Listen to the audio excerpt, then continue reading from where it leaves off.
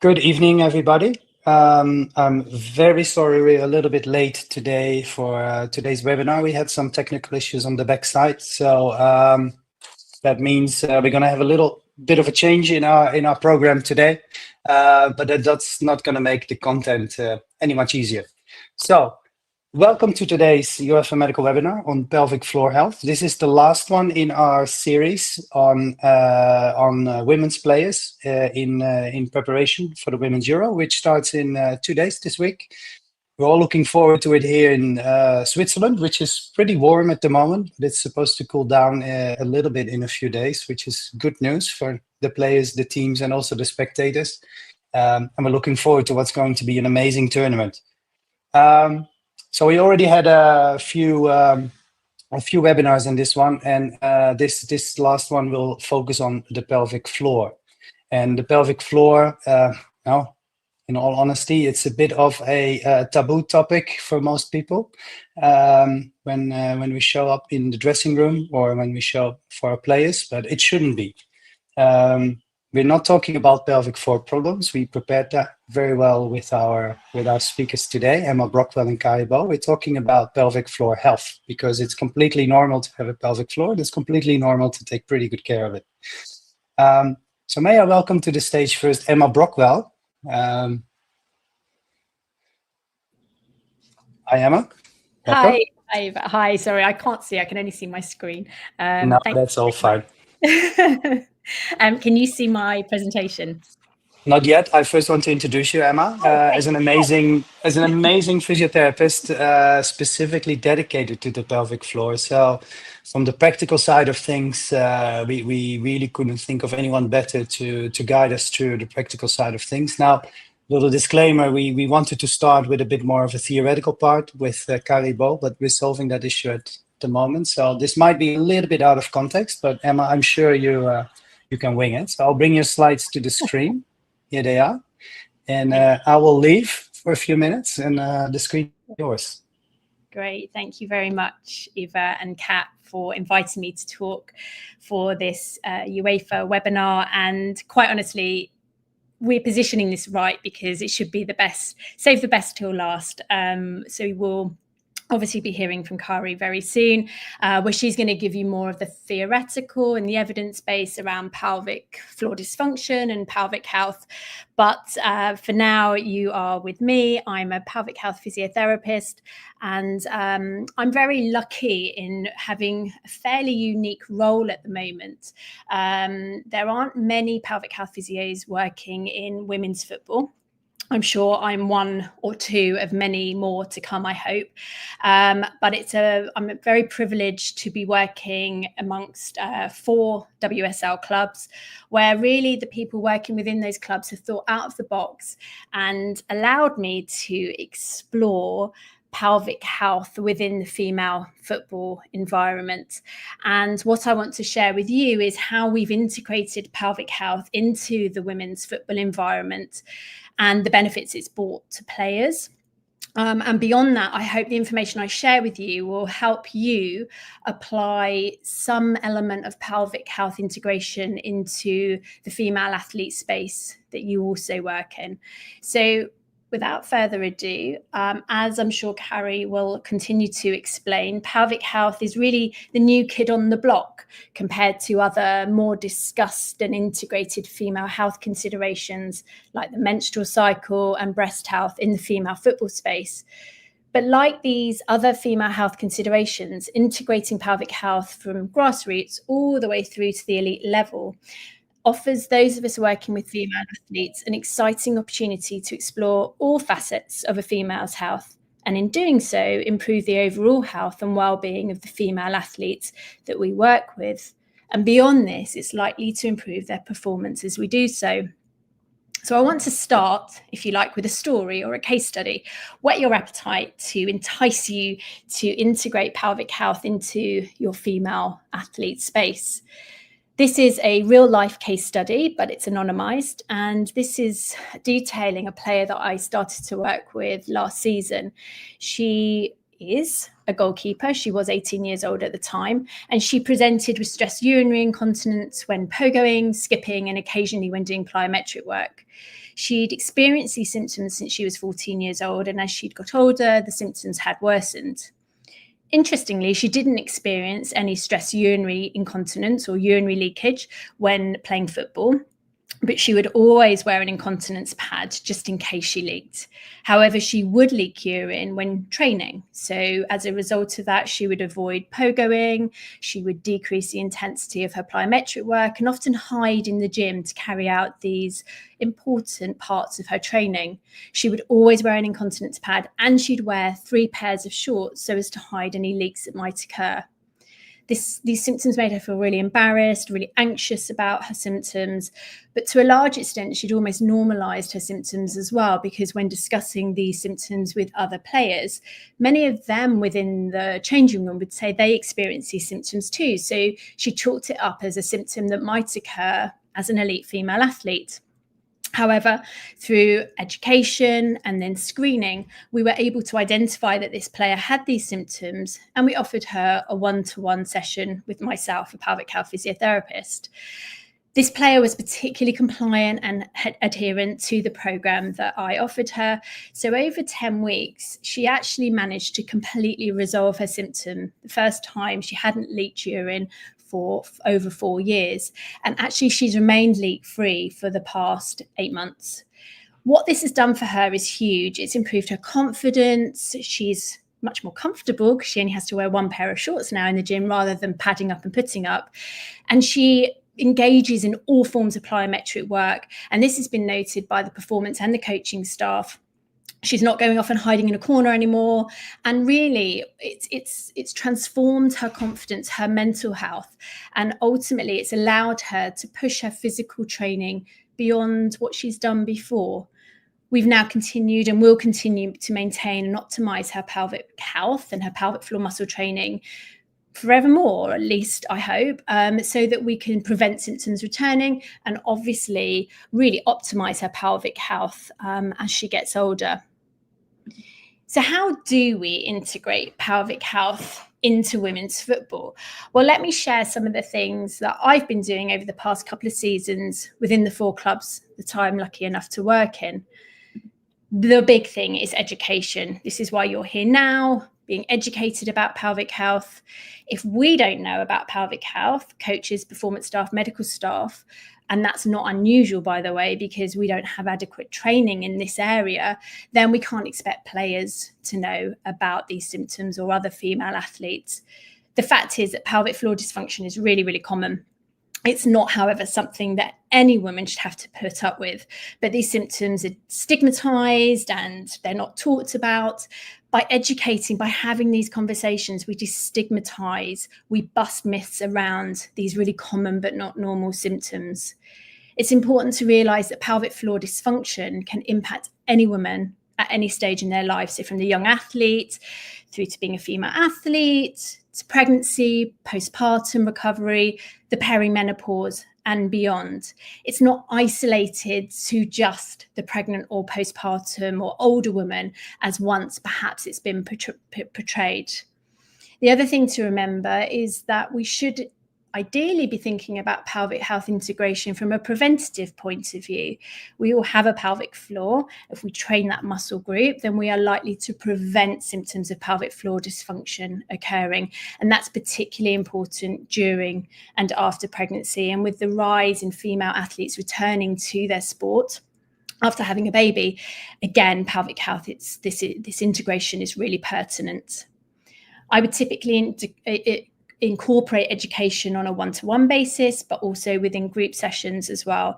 But as I say, this mustn't just be education that's isolated to the players. It should be to the whole of the performance and medical staff as well. Once educated, screening, of course, is really important. Screening is difficult because we don't have a female football-specific screening tool, and that's a real call for that to happen amongst the academics and the clinicians working side by side. However, there are plenty of screening tools that you can use as a non-specialist pelvic health coach or medical professional. And you might start with the PFD Sentinel, which is a great screening tool that really helps identify any player that might be suffering from the most common of symptoms of pelvic floor dysfunction. Beyond that, if you're working with more of a specialist, they might use the PFDI-20 or the Australian Pelvic Floor Questionnaire to really explore and rifle through the weeds to fully understand the player's symptoms. Once you understand the player's symptoms, of course, then you can offer some element of management and treatment solution. Ultimately, what we're trying to do with education, with screening, is create a pelvic health friendly environment. We don't want to normalize pelvic floor dysfunction, but we do want to normalize the conversation around it. And by more of us being educated around this topic, then of course we are more likely to encourage a welcoming, open and respectful culture where players feel comfortable discussing their pelvic health and their pelvic floor dysfunction, perhaps not as a group, but perhaps at least as an individual. I would certainly recommend providing infographics, posters, putting them up in changing rooms, in toilets, just to really start getting those conversations going ultimately.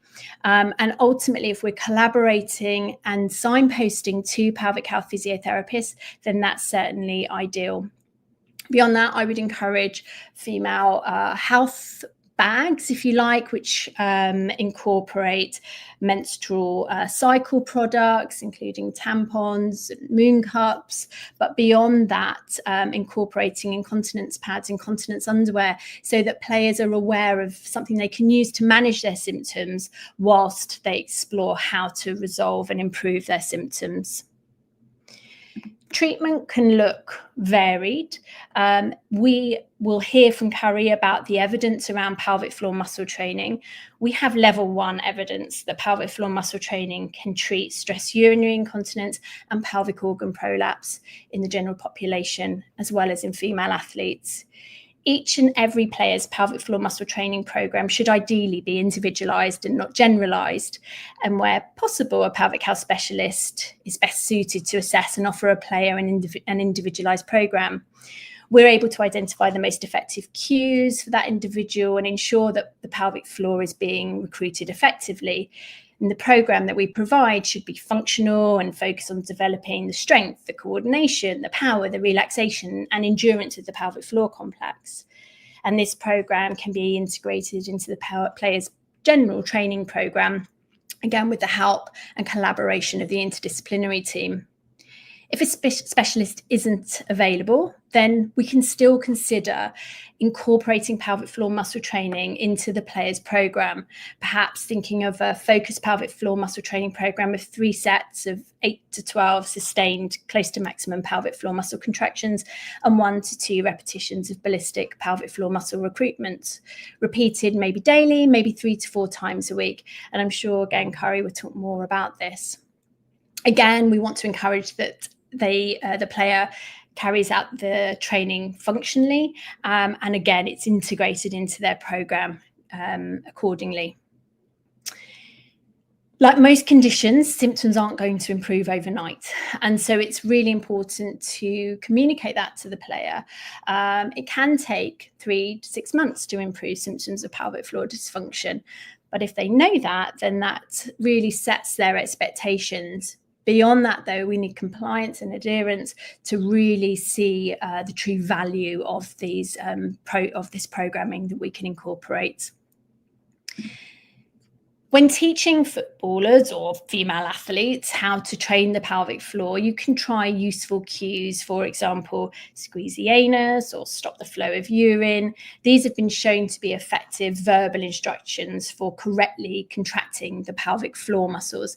But the reality is, and apologies for this terrible video, the pelvic floor is a hard muscle to always engage with because it's not a muscle that you as a practitioner or me as a practitioner can demonstrate on my own pelvic floor.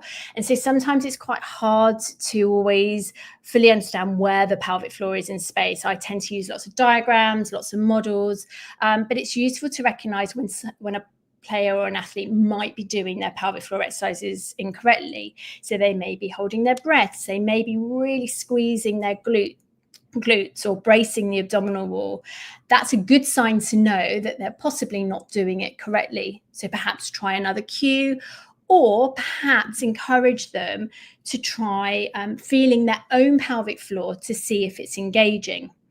There is no gold standard that exists at the moment for external palpation of the pelvic floor.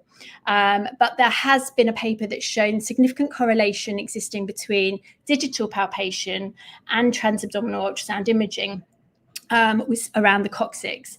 And we can see that if we put the middle finger around onto the coccyx and the remaining fingers around the glutes, we often can feel if the pelvic floor is contracting effectively, that the coccyx will move ventrally and cranially. And if an athlete is bearing down, the coccyx will move more posteriorly. So just by trying that external pelvic floor cue, they may be able to identify that their own pelvic floor is engaging. But if it's not, that doesn't mean their pelvic floor is not working. It might just be that their palpation skills obviously aren't acute enough, or that method of seeing if the pelvic floor works for them isn't accurate. Ultimately, and again, Kari will talk about this, but when you're a pelvic health physio, you would typically use ultrasound and or, with adult consent, a vaginal examination to investigate whether the pelvic floor is engaging correctly. I'll be honest with you, most players that I work with do not want an internal vaginal examination, which is entirely understandable. And so I will typically use more of the ultrasound or the external pelvic floor assessment as a means of helping guide them in knowing that their pelvic floor is recruiting as well as relaxing as well. Beyond pelvic floor muscle training, other first-line management techniques or adjuncts to be used when treating pelvic floor dysfunction are lifestyle modifications. Constipation can be a real driver of pelvic floor symptoms, so encouraging good diet, plenty of fluid, and also encouraging anyone to stop straining to open their bowels, putting pressure on the pelvic floor is really important. Using a stool under the feet so the knees are higher than the hips can help relax the pelvic floor and enable someone to open their bowels more effectively. And that can be quite game-changing in not only reducing constipation, but also reducing symptoms of pelvic floor dysfunction like stress urinary incontinence and pelvic organ prolapse. Bladder retraining, looking at what a player's drinking, how often they're peeing, if they're experiencing any signs of frequency, peeing a lot, can be a really helpful way of helping them identify certain triggers from maybe why that frequency is occurring, and also retraining the bladder as a muscle as well as the pelvic floor as well. I've mentioned this already, but ensuring that management options are available to the player, like underwear and continence pads, whilst they manage their symptoms, is really very important too. Adjuncts can also be an effective way for athletes to manage bothersome symptoms while they engage in a course of rehabilitation. And there are several adjuncts to pelvic floor muscle training which may offer relief of symptoms, such as silicone pessaries, which are more designed to support the vaginal walls, particularly if someone has any signs or symptoms of pelvic organ prolapse. Urethral support devices, again, more designed to support the urethra, particularly if someone is experiencing stress urinary incontinence, and compression garments. Gráinne Donnelly is doing a lot of work and research around the importance and the application of compression garments in helping improve symptoms of pelvic floor dysfunction. And I believe her research will be coming out shortly, so it would be interesting to see her findings. But ultimately, compression garments that target the lumbopelvic region, they're quite a new concept, but they may be able to optimize pelvic floor muscle function. Whilst the research and understanding into the mechanisms and relationships between the pelvic floor and other muscle groups are lacking and somewhat debated within the scientific community, integrating other muscle groups such as the diaphragm, abdominal wall, gluteal muscles can be also considered to achieving a truly holistic and athlete-centered approach. So yes, whilst it's important for sure that we're training the pelvic floor, is sensible and certainly something that I use, integrating other muscle groups to help improve symptoms of pelvic floor dysfunction. Certain papers have been written that look at hip muscles and training the hip muscles to strengthen those, which may or may not improve symptoms of pelvic floor dysfunction. We need more research, but certainly it helps in engaging and gaining compliance from the player if we're thinking about functional integrative exercises so as to improve symptoms of pelvic floor dysfunction. Often it's debated as to whether a player or a woman should cease activities that cause their symptoms of pelvic floor dysfunction whilst they try and resolve their symptoms. To stop playing or training whilst rehabilitating is unlikely to bring benefit to the player or the team. But this is where it's really important that we integrate and work as an interdisciplinary team to modify and adapt as many of the aggravating factors as possible whilst maintaining the player's ability to play and train whilst we resolve her symptoms. So we really don't want to stop her doing the training or the playing that she's doing in a bid to resolve symptoms. We shouldn't need to do that. We may just need to modify. So you may have tried integrating pelvic floor muscle training into your player's program, and you may have noticed after maybe 8 to 12 weeks that symptoms aren't changing at all. And that may be a time when you think collaboratively about engaging with a pelvic health physio, if that's at all possible. It may be that a player is curious about using some of the adjuncts that I've discussed, like the pessaries or the urethral supports, and it may be then when you need to engage with a pelvic health physiotherapist to really help elevate that level of adjunct use. If you're simply not certain if a player is doing pelvic floor exercises correctly, again, this is where you might find a pelvic health physiotherapist is really very, very useful. It's useful to educate the player or the athlete as to what they might expect from a pelvic health physiotherapist, i.e. the fact that potentially we may use ultrasound, or that we may use, if with consent, vaginal examination, just so then they're not wholly surprised when these discussions are had. But to be clear, this is all consensual, and they may still not wish to engage in that part of therapy. But as I've mentioned, there are other ways that we can look at the pelvic floor and its engagement. Can it relax? Can it contract? If someone is referred to us. For a small number of athletes, conservative treatment and adjuncts for pelvic floor dysfunction won't be effective. And sometimes we do need to think about onward referral to a GP or to a gynecologist. If your player is feeling or seeing a vaginal bulge and is bothered by this, or if the player is curious about pessaries and you don't know of a pelvic health physiotherapist, for sure, send them to a GP for that support, or a urogynecologist. Obviously, if there are any red flags, for example, infection or bleeding, then they very much must be sent onwards to the medical team. Beyond this, other means of intervening and going beyond conservative management with pelvic floor dysfunction, like urethral bulking agents, they're unexplored in the female athlete world. And we really have to weigh up the risks versus the benefits with the whole interdisciplinary team before we make a decision to move on from conservative management.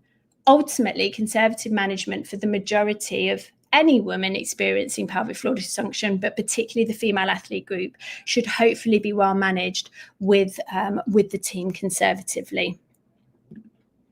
So in summary, because I've overrun, pelvic floor dysfunction negatively impacts women footballers, female athletes, overall well-being and performance. An individualised and collaborative approach to pelvic health in the women's football environment is ideal. Pelvic health interventions throughout a female athlete's life cycle are, in my opinion, essential. And it's really essential that we're considering this around pregnancy and postpartum. We don't know all the answers yet. And so this is a real opportunity for everyone to collaborate. And I'm a firm believer, having seen it over the past few years now, that improving a woman's pelvic health can make a huge difference to their physical, mental health and performance needs. I have a final request. We're doing a little bit of research where we're looking at the impact of pelvic floor dysfunction on any woman who plays football or soccer. If you just scan the QR code, that will give you access to the survey. If you'd be happy to share that with any of the players you work with, I'd be so grateful. But I'm going to stop talking and hand over to Kat and Eva and Kari. Thank you very much for listening. Thank you very much, Emma. And for those who are online at the moment, the link that is behind the QR code Emma just shared is also just shared in the chat function. So you can immediately click on it. Hopefully or share I'm not that the only immediately. one still here. Well, Oh, you did very well. Huh? No, this was I really appreciate it. I was drawn in, and this was a very clear, understandable journey into pelvic floor health and how to assess it as a physiotherapist and how to deal with it. So thank you very, very much. Even I understood it. That says enough. Thanks. Well, I'll keep you on the screen, Emma, because Kari's PowerPoint presentation doesn't seem to work. Okay. But what we will do is we'll bring Kari to the screen as well. Hi. Very sorry, Kari. Yeah. Nothing we can do about that. I'm sorry too. So No. well, But, I listened to Emma, so I agree in what she has said. So that's I think that's a good start for us to have the discussion. yes. Oh, I'm not getting you off so easy, Kari. I do have some questions for you aligned to your presentation that we unfortunately can't see now, but maybe you can guide us through a little bit, and I will add some questions I have for Emma in there as well. Anyone who is listening today live, if you have any questions, comments, feedback you would like to share with Emma and or Kari, just please post them in the comments, and we will bring them into the discussion. So, Kari, just to start, Emma showed us how to deal with the pelvic floor health and the problems around pelvic floor health. But what remained a little bit unclear to me is what do we currently know about the prevalence of pelvic floor dysfunction in elite female athletes in general, and maybe footballers specifically? So I haven't actually seen any specific studies on the female footballers, but I think there are included in some of the studies that have looked in different sports, but there are no specific in footballers. But the prevalence is extremely high. Like the highest one is in trampolinists, and they are 80% of young nulliparas, of course, trampolinists in Sweden, and also more than 60% in Brazilian studies on that. Rhythmic gymnastics that we looked at in our latest study in Norway, 31%, gymnasts 67%. So we are talking about really high numbers.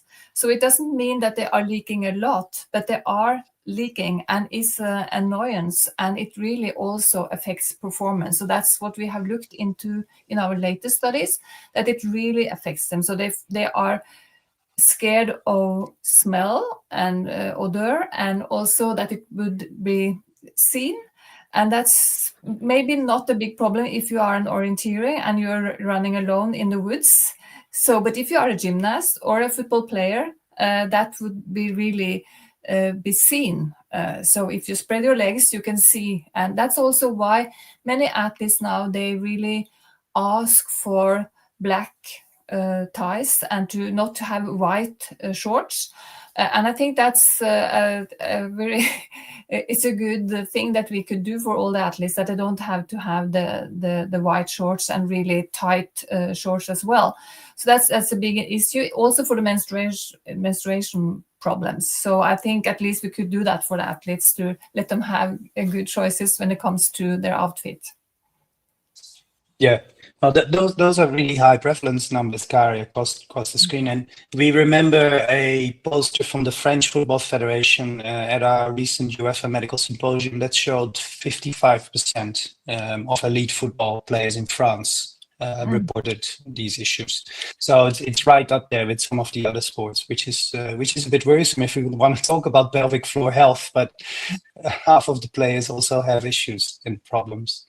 But you mentioned, Kari, a very wide diversity in prevalence rates. Of course, there is some research methodology ongoing that might give a bit of a bias, but might there be also any sport-specific biomechanical or training-related risk factors that are unique, by which some sports have a higher prevalence than others? Yeah, so the prevalence variation is probably due to the definition that they have used when they are asked this question. So some are asking last month, and some are asking last week, some last year, and things like that. So that's a very important issue. Some are using validated questionnaires, and some are not using that. And the other question was, could you say it again? if there were any sport-specific risk factors, maybe related to biomechanics or related to training-related issues. So in general, the highest prevalences have been found in high impact sports, meaning running and jumping. But we also have now data from weightlifting and power lifting. And we can also see that there is high prevalences in these sports where you have actually your feet on the ground. So it's not jumping and running, but still it's lifting very high loads. And these are different because if you are running a marathon, you may have problems at the end of the marathon. If you're doing a very heavy lifting, that's at that point. So maybe not that much fatigue, but it's really the high load that you are lifting once that makes this enormous pressure towards the pelvic floor muscle. Is opening up the levator hiatus, which is the area surrounding the vagina, the urethra, and the rectum. And that's opening up and it's pressing down and outwards. And that's where you get the problems, both with the prolapse and also with the urinary incontinence. So it's a biomechanical thing. And to me, it's always been my background that we are doing strength training, because it's not really so much on the functional training, but really what we want to do with pelvic floor muscle strength training is to work on these morphological factors and the anatomy. So we are actually, and we've shown that in several studies now, that we are lifting the pelvic floor higher up into the pelvis. We are narrowing the levator hiatus, and we are also making a much more automatic function of the pelvic floor by strength training over time. So I think that's the main background for what I have been doing for these years, is really to work on the anatomy. So not so much on the functional training, because I think if you change the anatomy, to change the morphology, you really change the causes of the problems. And then the pelvic floor muscles can start to act if they are higher up into the pelvis and they are closing the levator hiatus. Yeah, it's a really complex area with many assets and functions that we should consider when we try to prevent these issues, but also treat them. But following up on that, Kari, and Emma alluded a little bit to a lack of evidence, but is there any evidence to support preventing training programs, maybe with a football lens? I haven't seen anything of that. So the only preventive studies we have is actually during pregnancy, but that has really shown to be very effective. So primary prevention during pregnancy, so meaning women who do not have any problems, they start to train the pelvic floor during pregnancy, and they have less urinary incontinence in late pregnancy, and also up to 3 to 6 months postpartum. And there is more than 63%. So I think it's excellent results when it comes to primary prevention of pelvic floor muscle training. Yeah, that's good to know. And Emma, maybe then to you, the more practical side of things. If there are such good outcomes, how do you integrate pelvic floor rehabilitation and prevention into a high performance environment with a very tight schedule and maybe even resistance to non-sport specific, in this case, football training? How do you approach that? I think one of the biggest buy-ins working at one club in particular was we had a pregnant player who didn't have any symptoms of pelvic floor dysfunction and returned to the game within the same club, but continued to integrate her pelvic floor muscle training into her program. She chose to do it during her pre-activation, and having a strong voice helped massively. And that's from a player who had no symptoms. Then, of course, we've had players with symptoms, and it's like anything, it's an icebreaker. Once one person's doing it, everyone wants a little bit of it because it doesn't cause harm. And actually, some players have recognized or believe it to improve the hip function, the lumbopelvic control.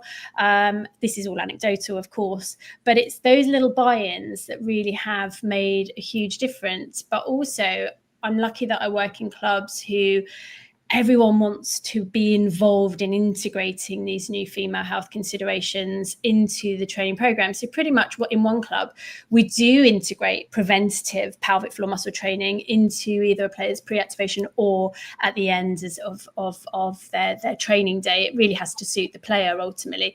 But players are that I work with, are totally on board with the importance of not just the management and resolution of these symptoms, but the prevention of these symptoms, because none of them want to experience these symptoms as they get older. They're more and more aware through the education that is likely to happen because they're female and they have a pelvic floor, and therefore they want to optimize their performance and their overall well-being and health. So I think really, in truth, it's about having the conversations and keep having the conversations. I am boring.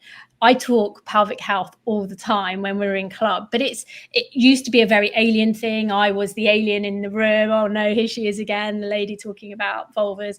But actually now it's just part of their culture, and that's amazing. And I think it can be done across the board, as we're seeing probably more so with the menstrual cycle as well. Yeah, well, one thing for sure, Emma, you're not boring when you talk about this. You're full of energy and motivation. So maybe that's part of the trick already. Can I ask you a little bit further on this? And then maybe, Kari, I ask you the same question after Emma answered, but then from a scientific perspective.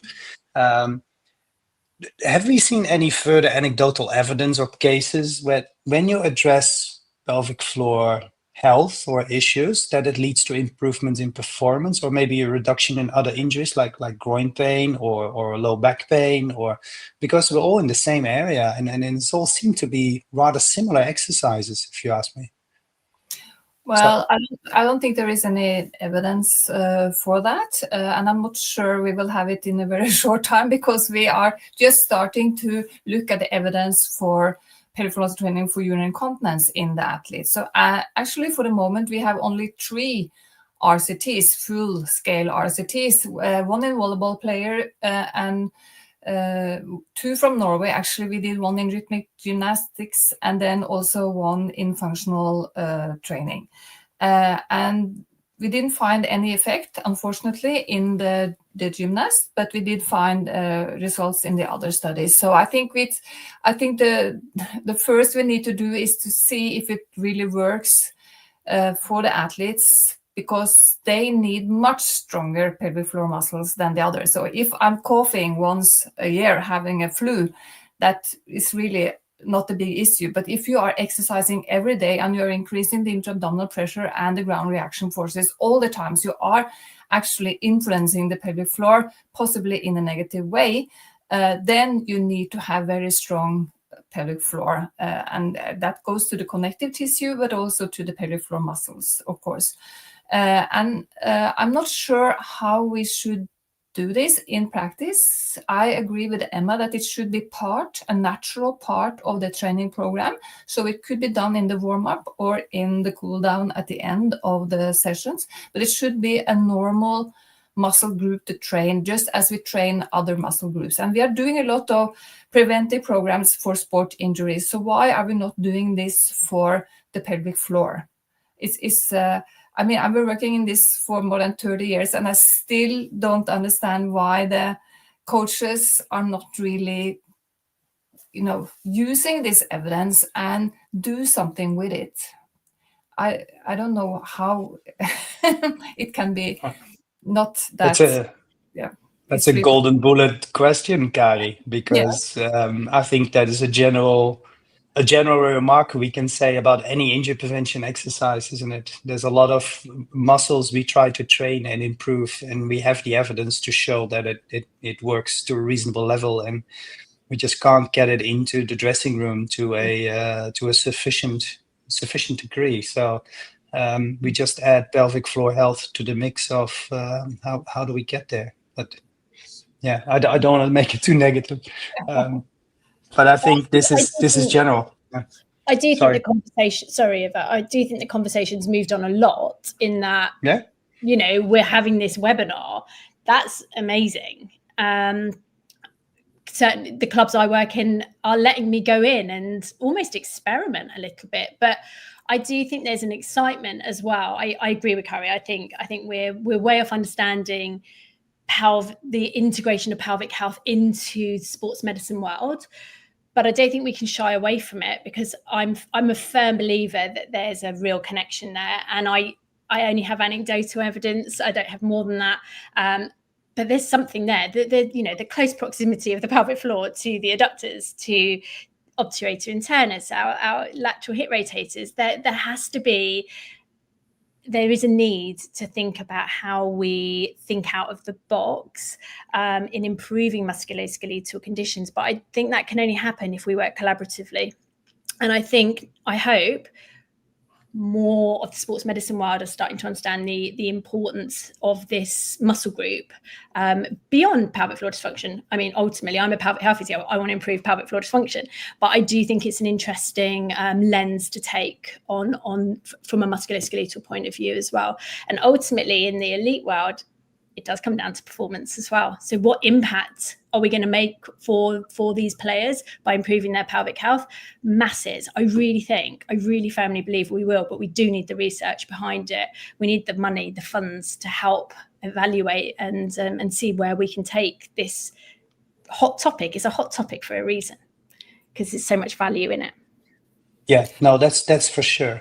Kari, you wanted to say something. But to me, it's really enough for the moment to say that this is really important, both in prevention and treatment of pelvic floor disorders. So before we go on to the rest of the body, I think we need more science, and I think we should stick to what we know, and that it's really working for these terrible issues with pelvic organ prolapse and urinary incontinence, and maybe also for anal incontinence, although we need more research in that area. But for sure, stress urinary incontinence, pelvic organ prolapse, it's no doubt that this is important. And to me, that's what I can say, because this is what is scientifically based for the moment.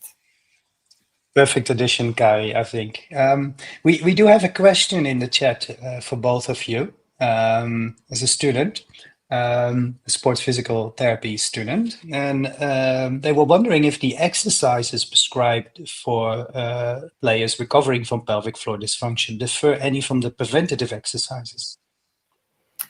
No, they have been done the same sort of program. So all of these programs differ a bit, but we know that those who are actually effective is those who have been supervised and are also based on thorough instruction and assessment of correct contraction, because there is no doubt that there are so many women and girls who do not understand how to do a correct pelvic floor muscle contraction. So more than 30% are not able at their first attempt, but it doesn't mean that they can't learn. And in my experience, most women and young women, girls, they learn within a week. If they try and go home and just try, then they will understand. And most of them, 30% not able, yes, but that means 70% are getting it right away. So that shouldn't stop us from doing it. But the programs are basically the same. Anything to add, Emma? Or no, I think the other thing that I would add is just to make sure that if you're training, and I didn't really highlight this enough in the talk, but when you're training the contraction of the pelvic floor, it's also important to train the relaxation of the pelvic floor as well. And I think we're really good at saying squeeze, squeeze, squeeze, but we forget about the relaxation. If we're thinking of it like any other muscle, then we need to be thinking about the contraction and relaxation of the muscle. So just to be sure that you're thinking about that. Yes, we want strength, but we also need the muscle to lengthen as well. And sorry that I didn't highlight that clearly enough earlier. Oh, you did now, so that's perfect. Maybe going in a little bit into it is this topic, but a bit different, because between prevention and rehabilitation, you also need to assess, you need to screen. And I can imagine that when we talk about the pelvic floor, that is a bit of a tricky topic, especially to bring it up with players. And now not all female teams have female doctors or physiotherapists to go to. Can you share any insights or thoughts on that? Because, in all honesty, we've seen horrible cases, for instance, in the US where quacks, I can't give it another name, have misused some of these topics to other advantages.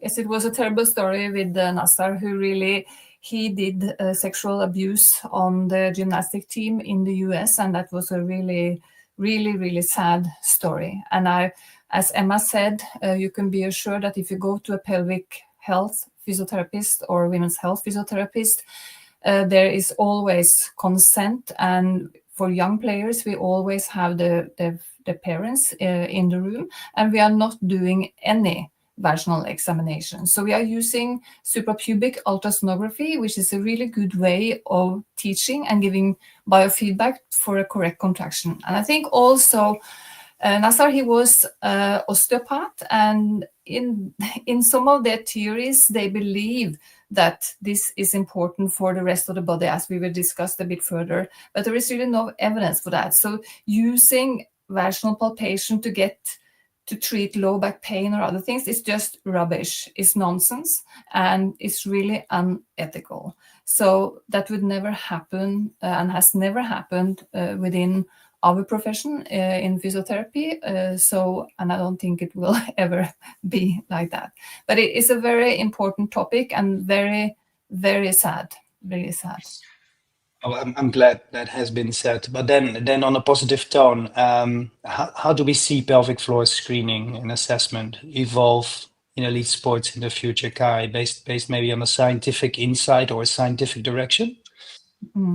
I think, first of all, we need screening. There is this study from Dakik in Australia finding that less than 50% of the coaches and the physiotherapists working with the teams were actually screening for pelvic floor. And the reason was because they said they didn't have a screening tool or they didn't know how to do it.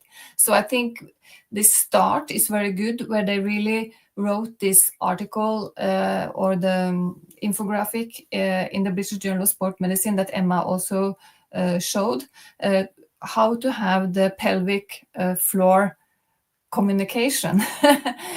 So that's a good start. I think it should be, as we are screening the athletes for every other topic, I would say we should also screen for this and making it more normalized to talk about it and really to get into it, because they are not disclosing this by themselves. It's a typical problem also in the grown-up population, in the adults after pregnancy and childbirth. You have to ask them because they are really not very good in saying that they have this problem. It's a problem none of us want to have.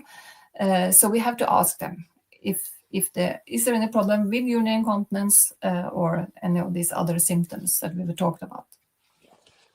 But there's a few hurdles here. I may throw them at you, Emma, from the practical side. Sorry.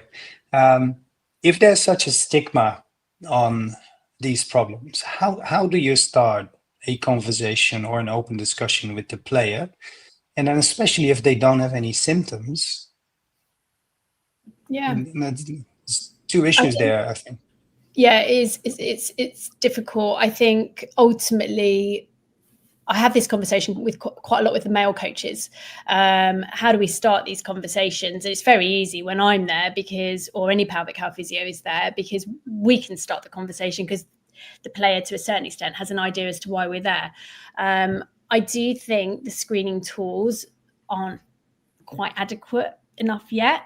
But based on what we do have, for example, the PFD Sentinel, it's 5 questions that you don't necessarily as a male coach have to ask the player or the athlete. You can offer them it on a printed piece of paper or on an email, and they can just simply tick a box. And based on that, some of the male coaches will send information around pelvic floor dysfunction and at least signpost to a pelvic health physiotherapist if the pelvic health physiotherapist isn't readily available, like myself.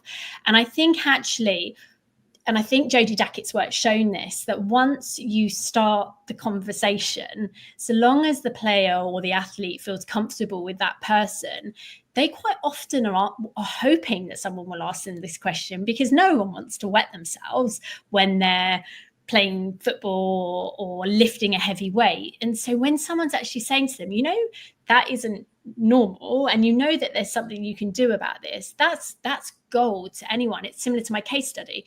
My case study didn't realize that she shouldn't be wetting herself, and so she just put up with it.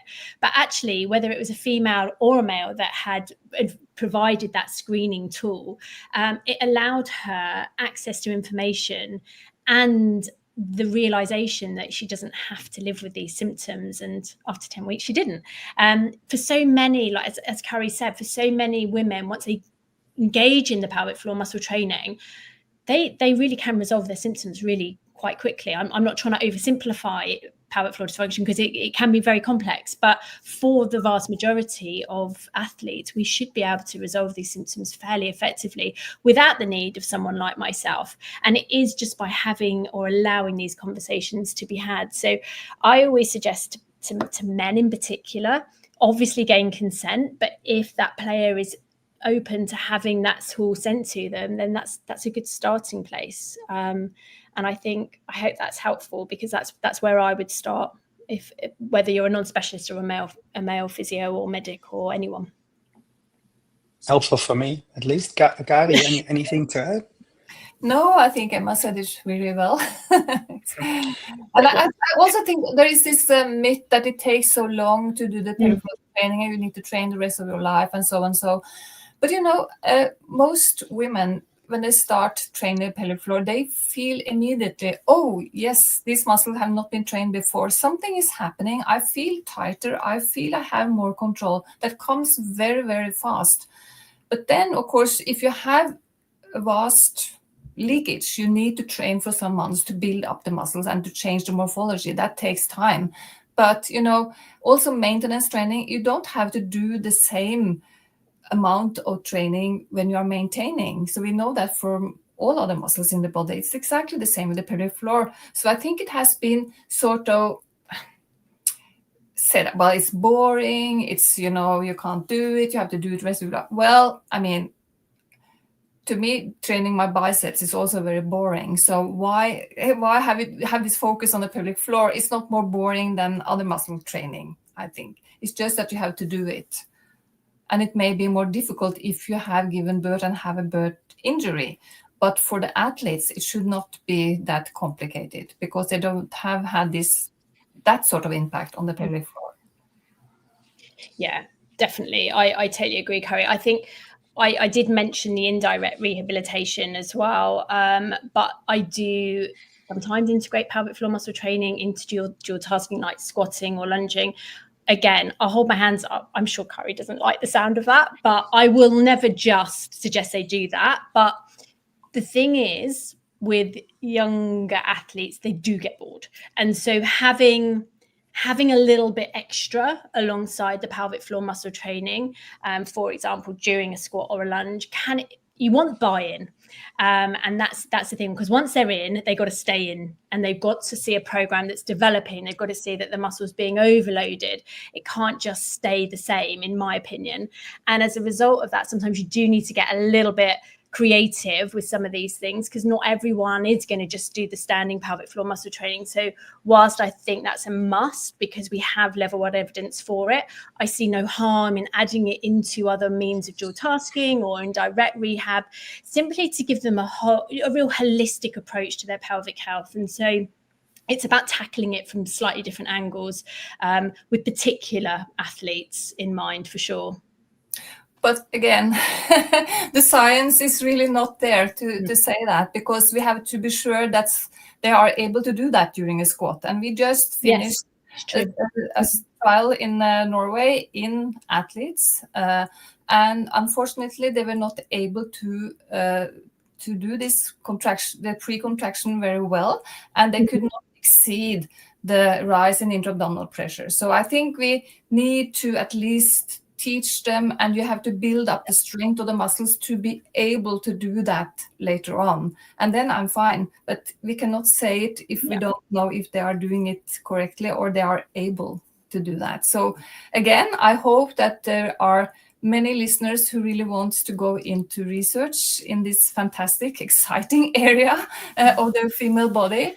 because we need young students to go on and do their master's and PhD and try to find out about these very important questions that Emma raised and that we are all eager to know more about. So I really hope for more students to work with us to find out what's going on in the pelvic floor. Yeah, and as it turns out, there's a I think a physiotherapist from Spain and also a student in the chat saying they had good experiences with their own professional soccer team, as Julia Sebastian.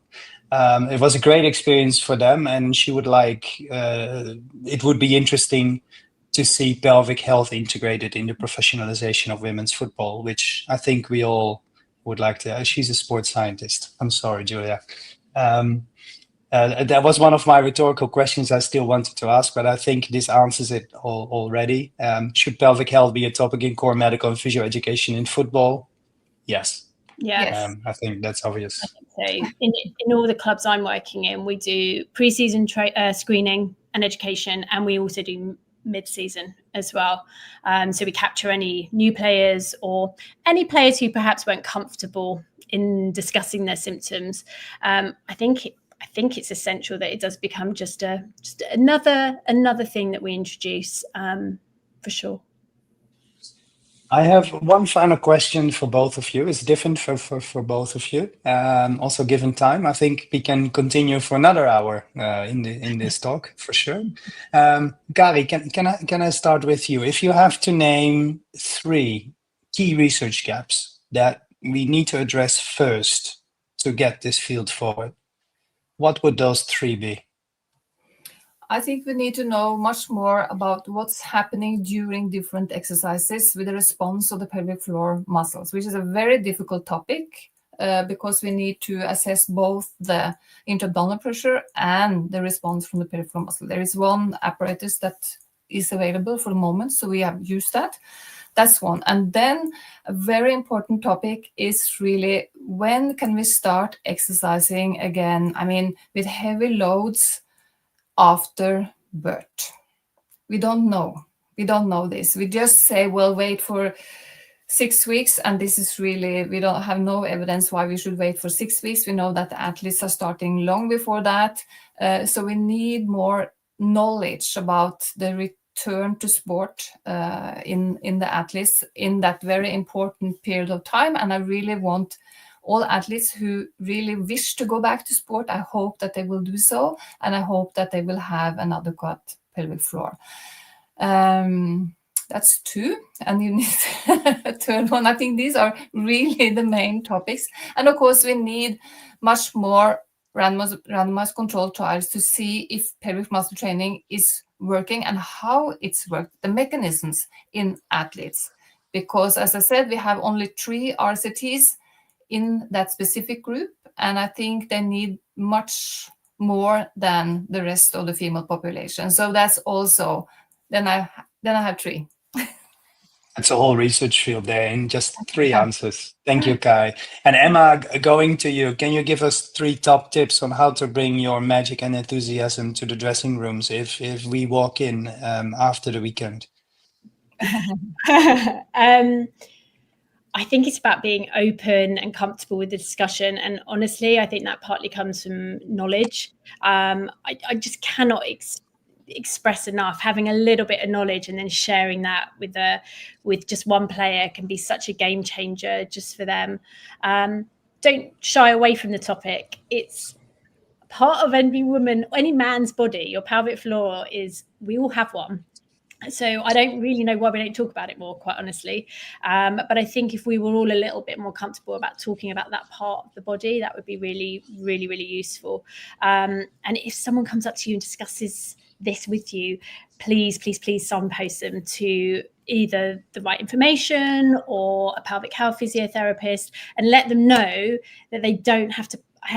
I don't know who came up with this phrase, but you don't have to pad up and put up.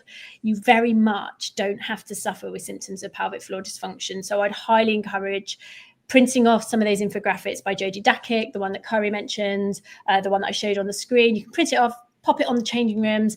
So at the start of season, players are starting to look inquisitive and ask questions around this topic, and that breaks the seal, it breaks the ice, and the conversation often will just flow from there. Perfect ending thoughts for today. Thank you, Emma, and thank you, Kari. I'm again sorry your presentation didn't work, but I think we covered all the main key takeaways from both of your preparations. So thank you very, very much. Thank you so much. Thank you. Now, before everybody logs off, we're going on a little summer break. We also deserve a few weeks off. We have Women's Euro upcoming. That's going to demand a lot from our department in making sure we are there for players and for the support staff of the players. So we're back in September with oral health as a topic. The speakers are still to be announced, but stay tuned for that. And in the meantime, you can watch all the previous webinars on our YouTube channel. And here's the full list of all the webinars we've had before. We will share this full list also on social media, on our social media channels, so stay tuned there as well. But they're all freely available to watch again, and feel free to drop any questions or comments or future topics to us, either in YouTube or directly at medicalresearch@uefa.ch. And wish you a great Women's Euro tournament, and also wish you a great summer holiday.